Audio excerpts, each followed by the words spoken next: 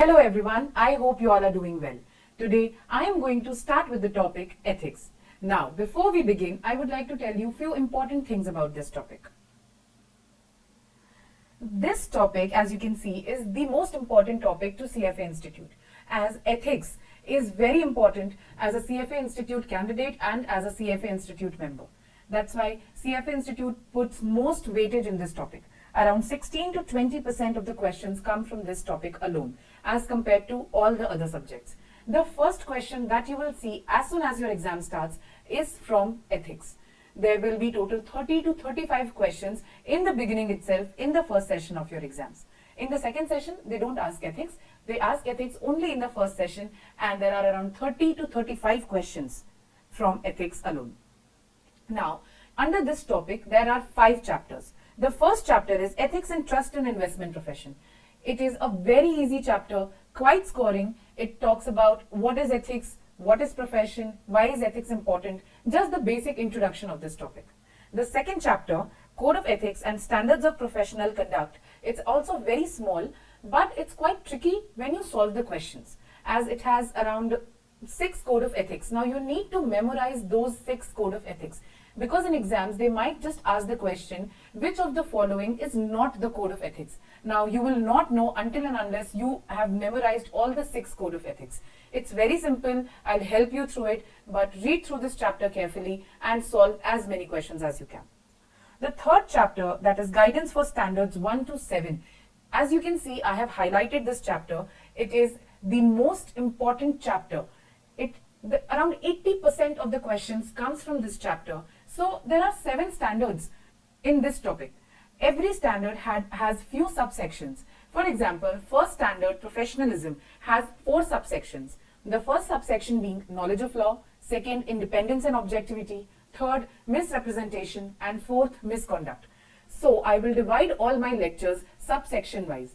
This way you will not feel overwhelmed. You will not think that it is too elaborate for you to understand and read through at once.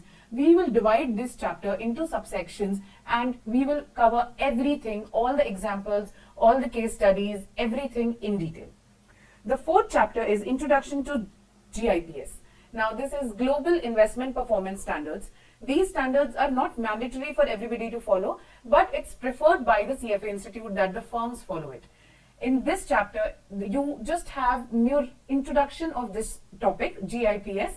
It's very easy. It's extremely scoring. You can get 100% out of this.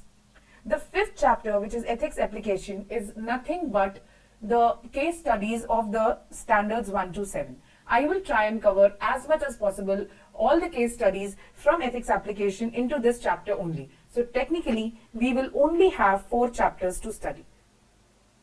The most important part is the question solving. How to solve the questions. First of all, it will be very easy for you to solve the question in exam if you have practiced a lot in home.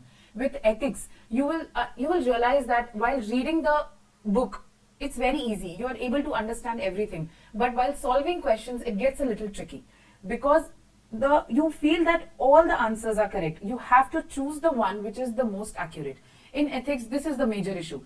There are 3 options to every question and you really feel that all the options are correct. If you have studied the subject thoroughly and if you have practiced enough, then only you will be able to choose the most accurate option out of all. The last thing that I will tell is you have to read the question completely and very carefully. You should not go and try and solve the question if you have just read it halfway. Read the question completely, read the question carefully. Now there is one area where CFA Institute tries to confuse the students a lot, or it is generally confusing. For example, they'll use ethics is most likely option A, option B, option C.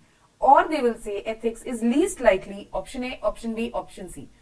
Just keep in mind, most likely means you have to select over the option that is true, and least likely that means you have to select the option that is false. Most likely true, least likely false. Most accurately true, least accurately false. These are the few things that I wanted to tell you before we begin with the chapter, before we begin with the topic ethics. Thank you.